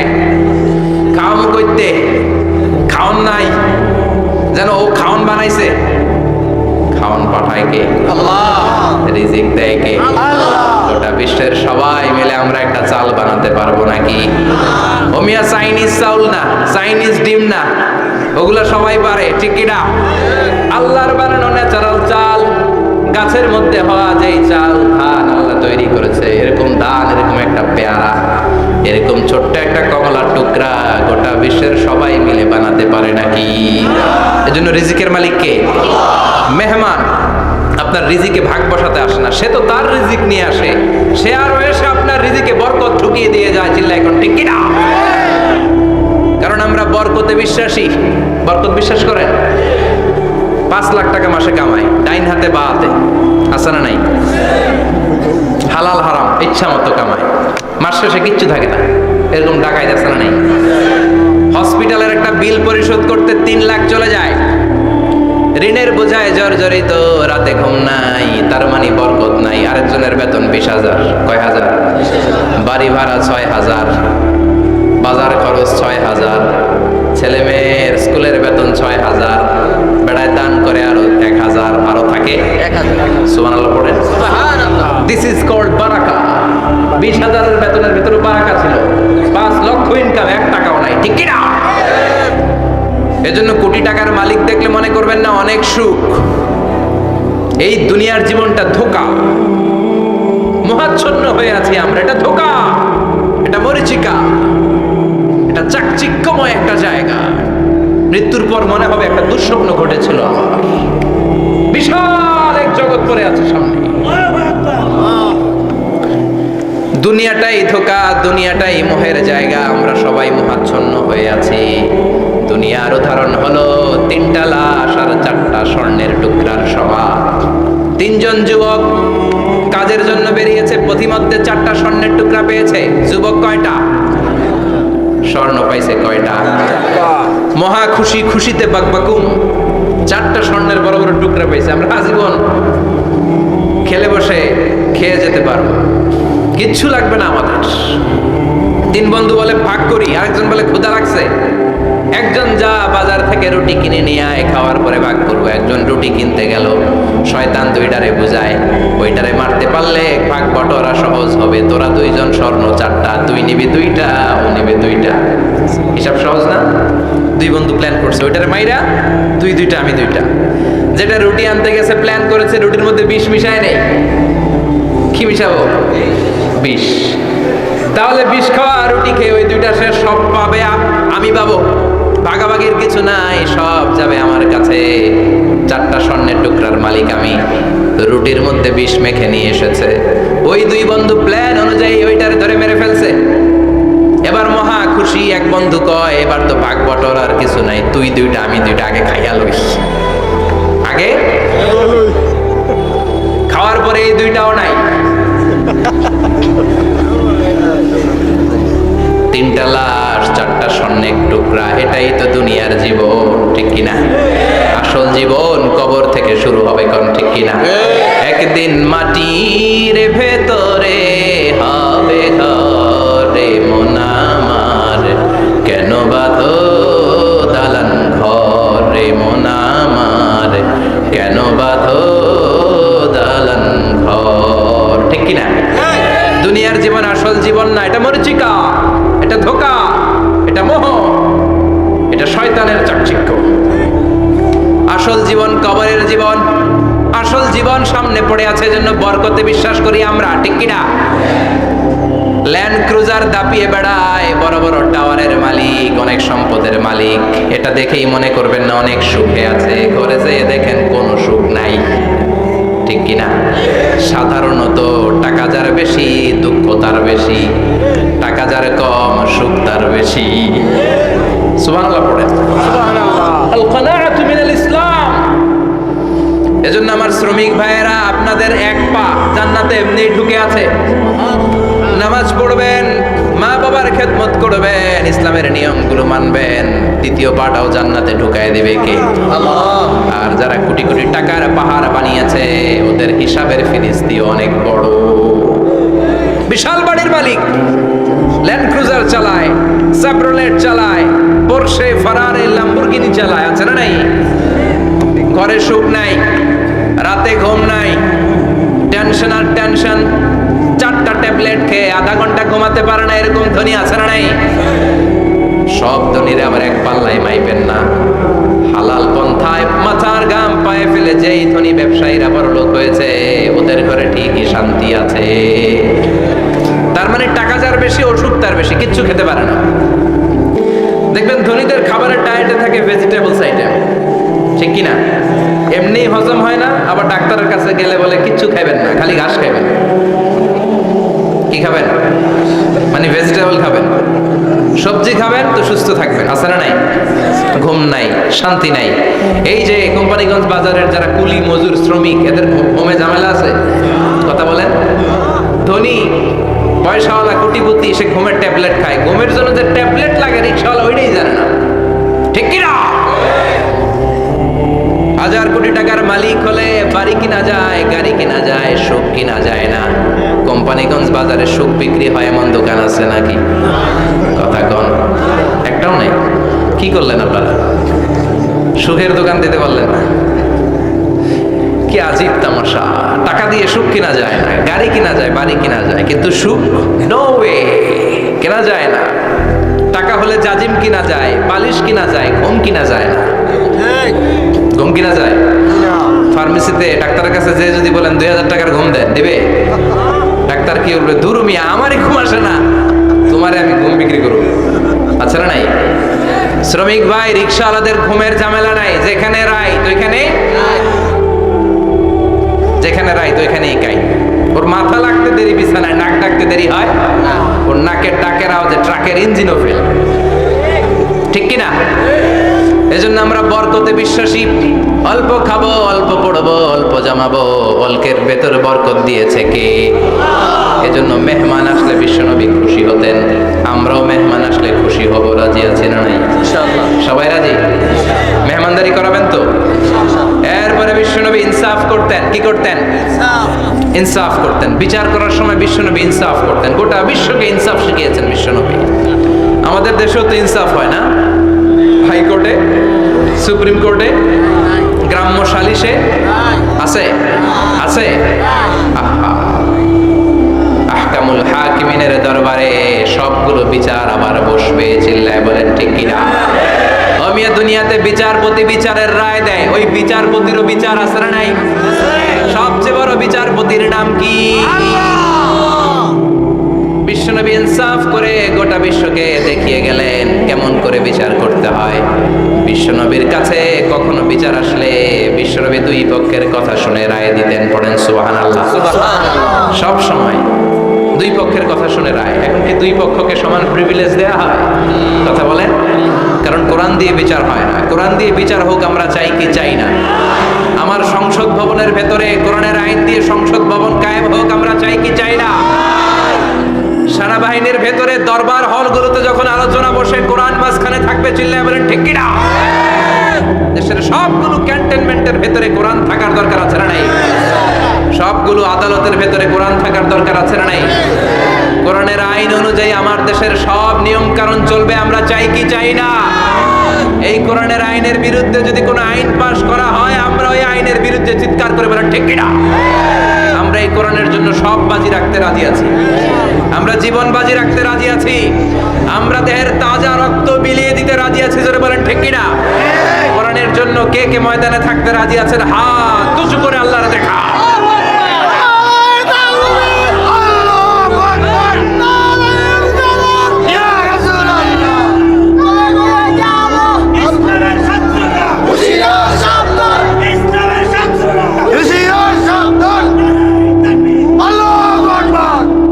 কোরআনের জন্য যে ভালোবাসাটাকে তুমি কবুল করো, আমরা যেন দেখে যেতে পারি যে এই দেশে কালেমার পতাকা পতপত করে উড়েছে।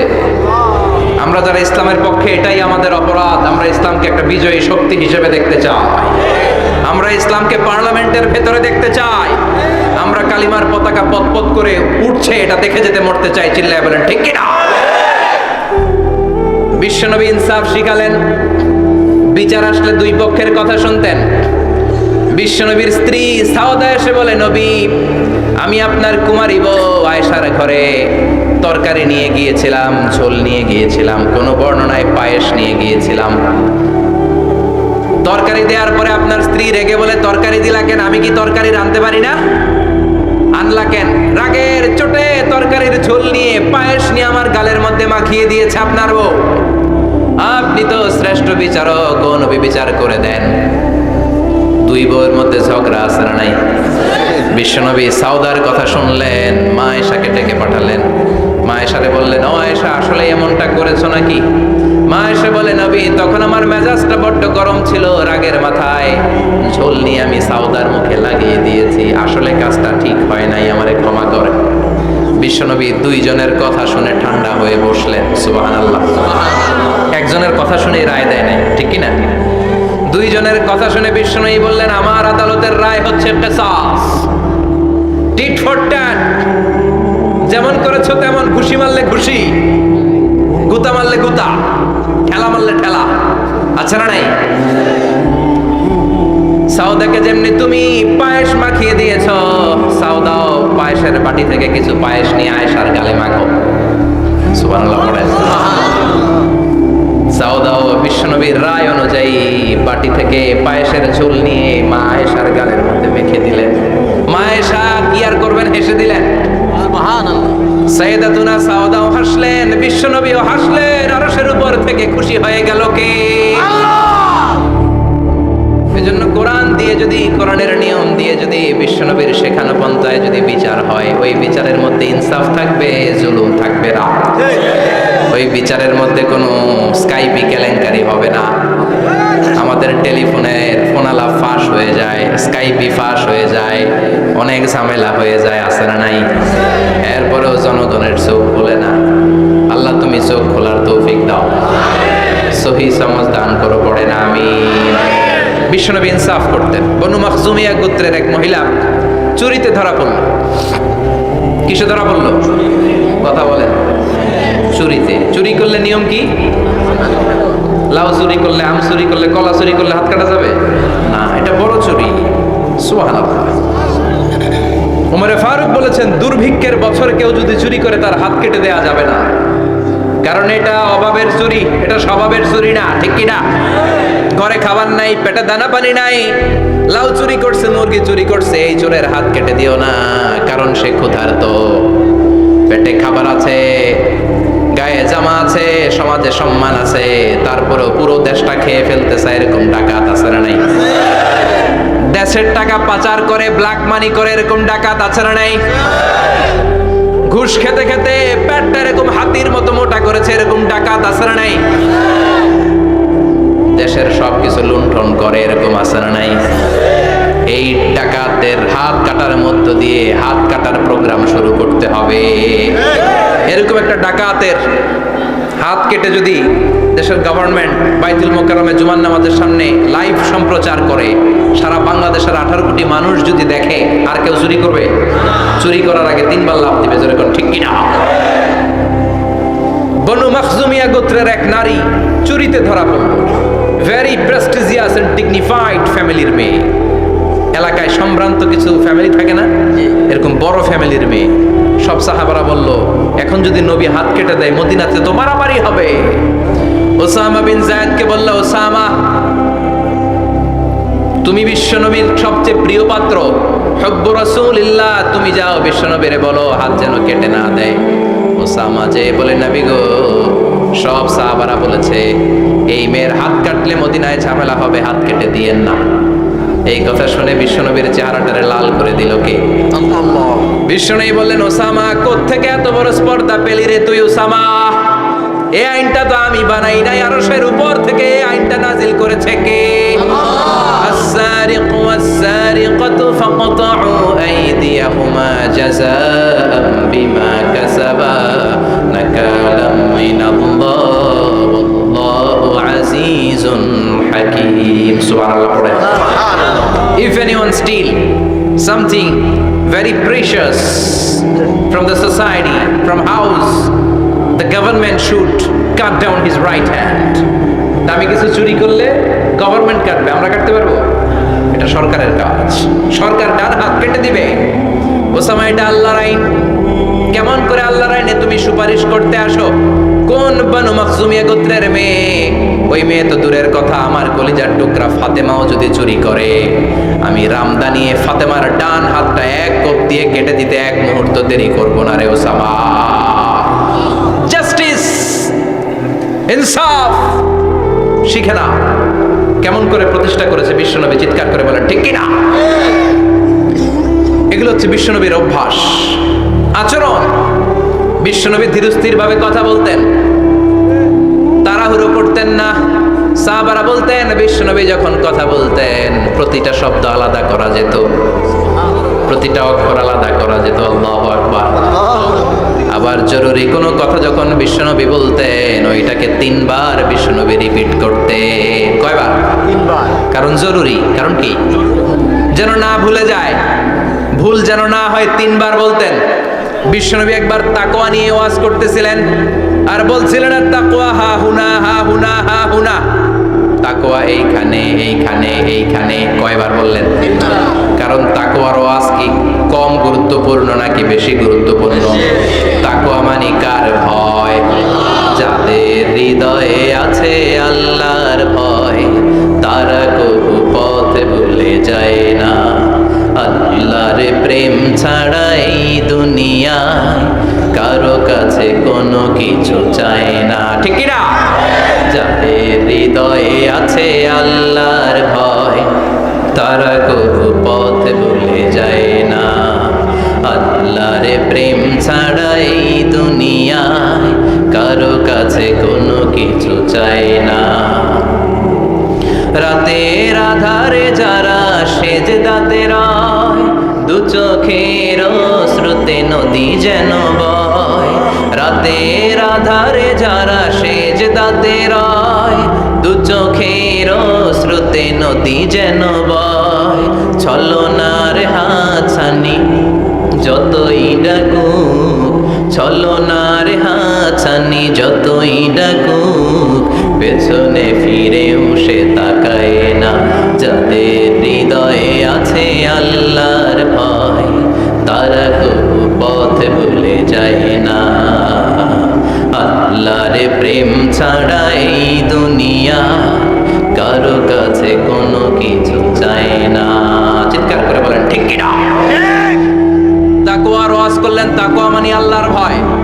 বিষ্ণুই বললেন, তাকওয়া হা হুনা, তাকওয়া হা হুনা, তাকওয়া হা হুনা। তাকওয়া এই জায়গায়, তাকওয়া এই জায়গায়, তাকওয়া এই জায়গায়। যেহেতু এটা গুরুত্বপূর্ণ, বিষ্ণুনবী 3 বার ইঙ্গিত করে বলেছেন। সুবহানাল্লাহ। বিষ্ণুনবী বলেন না তাকওয়া হা হুনা, তাকওয়া এইটা। বলেন না তাকওয়া হা হুনা, তাকওয়া এইটা। বলেন না তাকওয়া হা হুনা, তাকওয়া এইটা। জুব্বায় তাকওয়া, দাড়িতে তাকওয়া, টুপিতে তাকওয়া বলে নাই। তাকওয়ার আসল জায়গা হলো হৃদয়। এজন্য যাদের হৃদয়ে আল্লাহর ভয় আছে তারা কোনোদিন পথ হারাতে পারে। তাদেরকে সিরাতুল মুস্তাকিমের উপর দায়েম রাখে কে? কি সুন্দর অভ্যাস ছিল বিশ্বনবীর, মানার দরকার আছে না নাই? বিষ্ণুনবীর আরেকটা অভ্যাস ছিল, বাসি খাবার খেতেন না, জানেন? বাসি খেতেন না, অল্প খেতেন, কিন্তু যেটা খেতেন ভালোটা খেতেন। অল্প খেতেন কিন্তু যেটা খেতেন ভালো খেতেন। মধু খেতে পছন্দ করতেন, কিন্তু মধুর মধ্যে দুর্গন্ধওয়ালা একটা মধু আছে না, মাগাফির। বুখারীতে লম্বা ঘটনা, ওইদিকে যাব না। এই মাগাফিরের মধু উনি খেতে চাইতেন না। ভালো সুগন্ধিওয়ালা মধু তিনি বিশ্বনবী খেতে পছন্দ করতেন। বিশ্বনবীর খাবারের তালিকায় সবচেয়ে পছন্দনীয় তালিকায় ছিল এই মধু। মধু খেতেন, দুধ খেতেন, খেজুর খেতেন, জব খেতেন, বার্লি খেতেন, ছাগলের বাজুর মাংস খেতে পছন্দ করতেন, সিনার মাংস। সুবহানাল্লাহ কবেন না? What a choice! কি চয়েস ছিল বিশ্বনবীর! বাজুর মাংস খেতেন। বিশ্বনবী লাউ খেতে পছন্দ করতেন, লাউ। রুম্মান ফল খেতে পছন্দ করতেন, রুম্মান মানে ডালিম। রুম্মান মানে কি? ডালিম খেতে পছন্দ করতেন। মাশরুম খেতে পছন্দ করতেন। সুবহানাল্লাহ পড়ে। মাশরুমের স্যুপ পাওয়া যায় না রেস্টুরেন্টে? বিশ্বনবী বলতেন, আল কামআতু মিনাল মান্নি ওয়া মাউহা শিফাউন লিল আইন। এই কামআ মানে মাশরুম, ব্যাঙের ছাতা, এটা হলো মান্না সালোয়ার মতো দামি খাবার। আর এই মাশরুমের স্যুপ চোখের জন্য মহৌষধ। যাদের রাত কানা দিন কানা আছে, মাশরুমের স্যুপ খান, চোখ ভালো করে দিবে কে? আল্লাহ। এজন্য বিশ্বনবী যেগুলো খেত এগুলো খাওয়ার দরকার আছে না নাই? বিশ্বনবীর যে সুন্দর চরিত্র ছিল, আচরণ ছিল, এগুলো পালনের দরকার আছে না নাই? তাহলে বিশ্বনবীর তিনটা কথা বলবো বলেছিলাম। প্রথম কথা ছিল দেখতে কেমন ছিল। অনেক কথা তো বলা যাবে না, সংক্ষেপে বললাম যে বিশ্বনবীর আচরণ কেমন ছিল। এখন শুনবো, শেষ কথা বলে যাই, বিশ্বনবীর ইন্টেলেকচুয়াল পাওয়ার কেমন ছিল, ওনার বুদ্ধিমত্তা কেমন ছিল। Our beloved prophet Muhammad, the last messenger, was a very good mediator.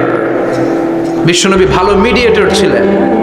বিশ্বনবী ভালো মধ্যস্থতাকারী ছিলেন। ঝগড়া লাগলে মিলাই দিতে পারতেন, চমৎকার। সুবহানাল্লাহ বাড়িতে যায় জিমায় পড়ছেন? কষ্ট হচ্ছে?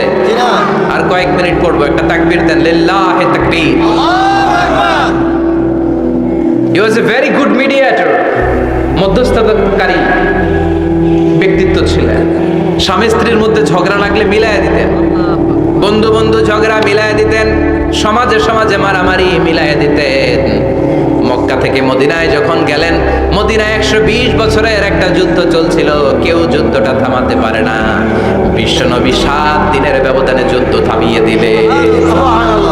Intellectual capacity, very good mediator.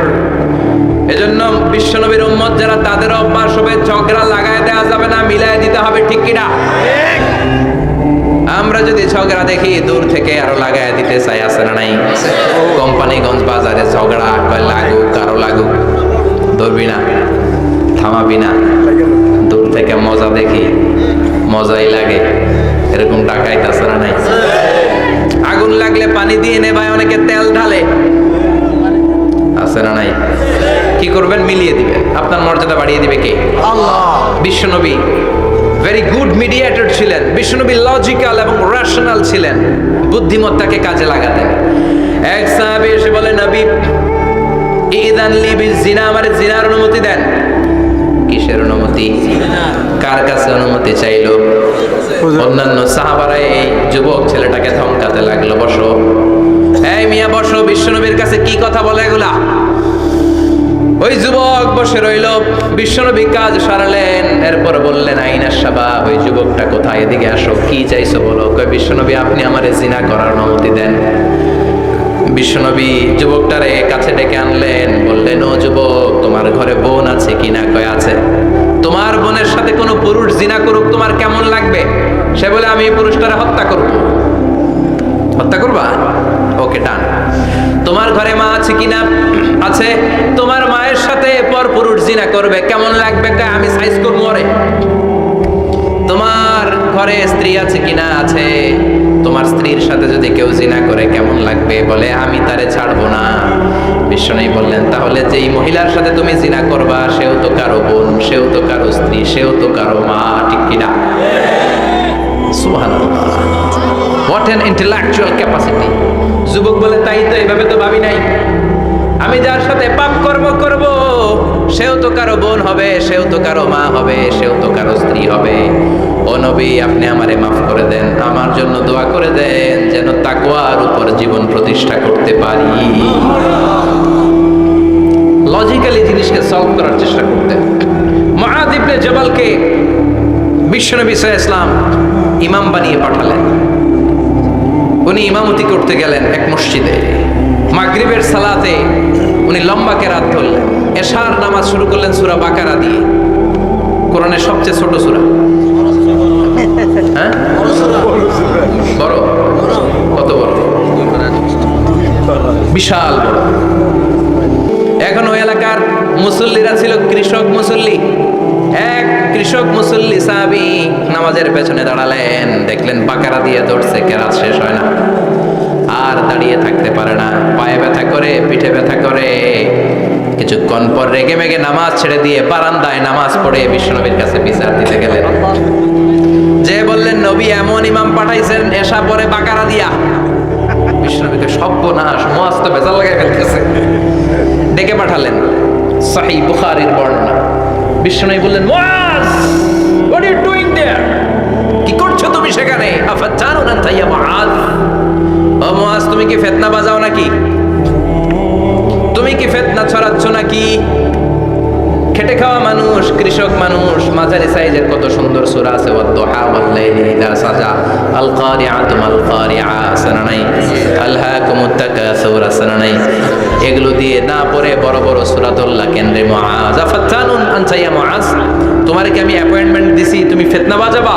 খবরদার মুআয, ইয়াসসিরু ওয়ালা তুআসসিরু, ইসলামকে মানুষের কাছে সহজ করে উপস্থাপন করবা।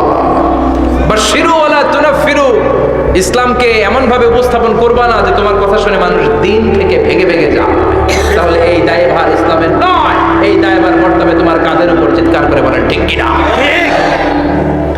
আমাদের মধ্যে অনেকে ইসলামকে অনেক কঠিন করে ফেলে, মানুষকে আশার বাণী শোনায় না, কই এমনি না বললে আপনার বাদ, আপনি বেদাত করছেন, আপনি শিরক করছেন, আপনার কিচ্ছু হবে না। যারে বলে কিচ্ছু হবে না, সে বলে আমার যেহেতু কিচ্ছু হবে না, তোর কথা শোনার আমার দরকার নাই। যে আমারে আশার বাণী শোনায় আমি তার কাছে যাই, ঠিক কি না? এজন্য সহিহ ইসলাম আপনি প্রচার করবেন, but your approach should be very flexible. 100 বছর যেটা চালু আছে আপনি একদিনে উঠিয়ে দিতে পারবেন? It's not a logical approach. বিশ্বনবীর অ্যাপ্রোচ, বিশ্বনবীর রেশনাল ক্যাপাসিটি এমনটা ছিল না। সহজভাবে বুঝাবেন। আদ-দীন ইউসরুন লা উসরা ফি, দিনটা হলো সহজ, দিনের মধ্যে কাঠিন্যতা নাই। সুবহানাল্লাহ, কি ক্যাপাসিটি! আমি যেমনি আপনাদেরকে নিয়ে বসে ওয়াজ করতেছি, বিশ্বনবী ওয়াজ করতেন, তবে সংক্ষিপ্ত ওয়াজ। আমরা আধা ঘন্টা করে যদি রাখতে চাই, হুজুর আরো আধা ঘন্টা করেন। তো আরো আধ ঘন্টা করে যদি শেষ করতে চাই, হুজুর আর 10 মিনিট করেন। হুজুর ওয়াজ অনেক টেস্ট লাগে, হুজুর নামাজ টেস্ট লাগে না। আচ্ছা না? নাই, ওয়াজ ভাল লাগে, নামাজ ভাল লাগে না, কিন্তু বিশ্বনবীর ওয়াজ ছিল সংক্ষিপ্ত। আর বিশ্বনবী বলতেন, one of the minor sign before the day of judgement, your lecture will be longer, your সালাত উইল বি শর্টার। কিয়ামতের আগে তোমাদের লেকচার, ইসলামী লেকচার লম্বা হবে, নামাজ হয়ে যাবে সংক্ষিপ্ত। এই আলামত সমাজে আছে না নাই? বিশ্বনবী সংক্ষিপ্ত কথা বলতেন, আর ওনার বুদ্ধিবৃত্তিক ক্যাপাসিটি কাজে লাগিয়ে তিনি বুঝাতেন। হাত দিয়ে ইঙ্গিত করতেন, আঙ্গুলের বিভিন্ন ব্যবহার সমাজে আছে না নাই? এরকম করলে এটারা লাইক বলে না, এরকম করলে বলে ডিসলাইক। আবার ক্রিকেটে এরকম করলে কয় ছক্কা, আবার একটা উড়াইলে কয় তুই যা, একটা মানে কি আউট। আবার বিজয় দেখায় কেমনে, কথা কর ভিক্টরি, আছে না নাই? বিশ্বনবীও এটাকে মডার্ন টিচিং মেথডোলজি বলে। আধুনিক শিক্ষা পদ্ধতিতে এখন দেখবেন যে আগে ব্ল্যাক বোর্ডে লিখতো, এখন হোয়াইট বোর্ডে লিখে মার্কার দিয়ে। আগে বই থেকে বুঝাতো, এখন ভিজুয়ালাইজ করে, ভিডিও দেখিয়ে শেখানো হয়, ঠিক কি না? বিশ্বনবী এটা করতেন। বিশ্বনবী একবার কিয়ামতের ওয়াজ করছেন, দুইটা আঙ্গুলকে এরকম করে বললেন, আনা বুইসতু আনা ওয়াস সাআতু কাহাতাইন, এই দুইটা আঙ্গুল যেমনি কাছাকাছি, আমি এবং কিয়ামত এরকম কাছাকাছি নাজিল হয়েছি। আমি এবং কিয়ামত এরকম কাছাকাছি। বুইসতু আনা ওয়াস সাআতু কাহাতাইন। আবার বলতেন, আনা ওয়া কাফিলুল ইয়াতীমি কাহাতাইন, আমি এবং ইয়াতীমের রক্ষণাবেক্ষণকারী এই দুইজন জান্নাতের এরকম কাছাকাছি থাকবো। কোন সুবহানাল্লাহ। এরকম আঙ্গুল দিয়ে বিশ্বনবী বোঝাতে চাইতেন। আবার মাটির মধ্যে খেজুর গাছের ডালা দিয়ে লম্বা একটা দাগ টানলেন, ডানে বায়ে অনেকগুলো দাগ টানলেন। সাহাবারা বললেন এটা কি? বিশ্বনবী বললেন এই যে দাগটা দেখলা, এই দাগটার নাম হলো সিরাতুল মুস্তাকিম। চিল্লায় বলেন এই দাগটার নাম কি? সিরাতুল মুস্তাকিম। আর ডানে বায়ে ছোট ছোট যে দাগগুলো দিলাম এগুলো হলো সুবুলুশ শায়তান, শয়তানের রাস্তা। সিরাতুল মুস্তাকিমে উঠলে শয়তানের রাস্তা থেকে অনেক হাতছানি আছে না নাই? ডানে বায়ে তাকানো যাবে না। সিরাতুল মুস্তাকিমে যে তুমি উঠেছ, চলতে থাকে বা চলা শুরু হলো দুনিয়াতে, শেষ হয়ে যাবে জান্নাতে। বিশ্বনবী মাঝে মাঝে বোঝানোর জন্য প্রশ্ন করতেন, কারণ প্রশ্ন ছুড়ে দিলে মানুষের মধ্যে জানার আগ্রহ বাড়ে না কমে? কথা বলেন। আমি যদি একটা প্রশ্ন করি আর বললাম উত্তর দেন, কেউ পারতেছেন, একটু ঠেকা ঠেকা ভাব, ঠেকে যাচ্ছেন, তখন হুট করে উত্তরটা বললে এটার জীবনে ভুলবেন না, বলবেন। কারণ ওই যে ঠেকছেন, শিখছো কোথায়? এক্সিজেথায়, ঠিক কি না? বিশ্বনবী প্রশ্ন করতেন। বিশ্বনবীর এই প্রশ্নটা বলে শেষ করছি। বিশ্বনবী সাহাবাদের মাঝখানে ওয়াজ করতেছেন আর বলতেছেন, ইন্না মিনা শাজারি শাজারা লা ইয়াসকুতু ওয়ারাকুহা মাসালুহু কামাসালিল মুসলিম। বললেন আমাদের এই ভূখণ্ডে এমন একটা গাছ আছে, যেই গাছের পাতা ঝরে না, এই গাছের দৃষ্টান্ত মুমিনের দৃষ্টান্তের মতো। বলো তো গাছটা কি? কে জানো? কেউ কথা কয় না। কি গাছ? কি গাছ? কেউ কথা কয় না, কেউ বলতে পারে না। কেউ বলে শাজারাতুল বাওয়াদি, ওই ক্যাকটাস গাছ, পাহাড়ি গাছ, ওই গাছ, সেই গাছ, কেউ বলতে পারে নাই। বিষ্ণু বললেন কেউ পারো নাই, সঠিকটা শুনে নাও, ইন্নাহা নাখলা, এটা খেজুর গাছ। সুবহানাল্লাহ পড়েন। সাহাবীরা ভাবছে এটা তো ঘরের পাশে আছে, এটা মনে কয় নাই।